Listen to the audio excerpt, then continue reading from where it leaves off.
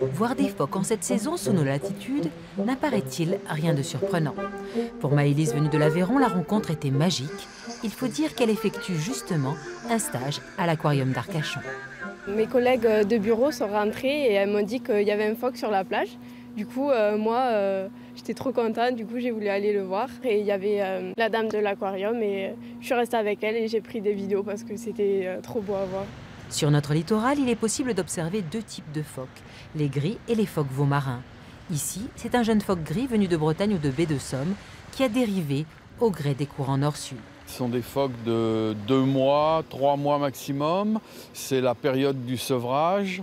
Donc les adultes les emmènent un peu au large et ils se séparent de leurs jeunes et les jeunes sont livrés à eux-mêmes. S'ils tétaient encore, ils ne savent pas capturer encore le poisson, donc ils vivent sur leurs réserves, sur leur graisse, mais ils se fatiguent assez vite.